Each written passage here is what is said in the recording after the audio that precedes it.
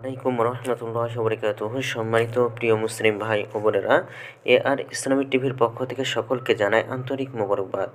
আশা করি সকলে ভালো আছেন। আমি আলহামদুলিল্লাহ আল্লাহর রহমতে ভালো আছি।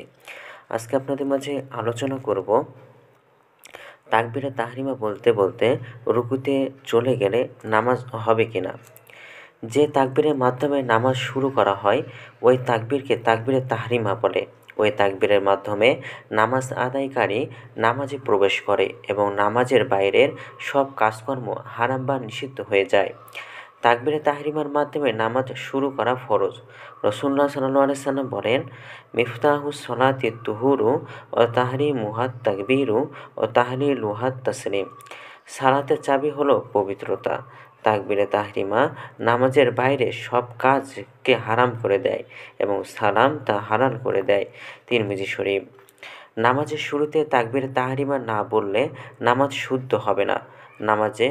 জামাতে ইমাম রুকুতে চলে যাওয়ার পর কেউ যদি জামাতে শরিক হয় তার জন্য দাঁড়ানো অবস্থায় তাকবীরে তাহরিমা বলে তারপর রুকুতে যাওয়া জরুরি। কেউ যদি তাড়াহুড়া করে তাকবীরে তাহরিমা না বলে রুকুতে চলে যায় তার নামাজ শুদ্ধ হবে না। আরেকটি জরুরি বিষয় হলো নামাজের শুরুতে পূর্ণ তাকবীরে তাহরিমা দাঁড়ানো অবস্থায় কিংবা দাঁড়ানোর কাছাকাছি থাকা অবস্থায় বলাও জরুরি। কেউ যদি তাকবীরে তাহরিমা বলতে বলতে রুকুতে চলে যায় এবং রুকুর কাছাকাছি চলে যাওয়ার পর তাকবীরে তাহরিমা শেষ হয় তাহলে তা শুদ্ধ হবে না। তাকবীরে তাহরিমা শুদ্ধ না হলে নামাজও শুদ্ধ হবে না।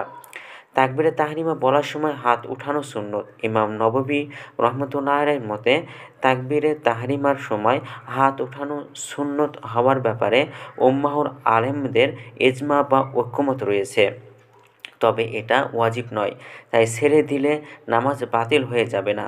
যদিও নামাজের একটি গুরুত্বপূর্ণ সুন্নত পালনের সওয়াব থেকে নামাজ আদায়কারী বঞ্চিত হবে। রাসূলুল্লাহ সাল্লাল্লাহু আলাইহি সাল্লাম সবসময় তাকবীরে তাহরিমা বলার সময় হাত উঠাতেন। হযরত আবু হুরায়রা রাদিয়াল্লাহু তাআলা আনহু বলেন, কানা রাসূলুল্লাহি সাল্লাল্লাহু আলাইহি ওয়াসাল্লাম ইযা দাখালা ফি সলাতি রাফা ইয়াদাইহি মাদ্দান। রাসূলুল্লাহ সাল্লাল্লাহু আলাইহি ওয়াসাল্লাম যখন নামাজ শুরু করতেন উভয় হাত প্রসারিত করে উঠাতেন। সুনানে তিরমিজি। তাই নামাজ শুরু করার সময় দুই হাত উঠিয়ে তাকবীর বলা উচিত।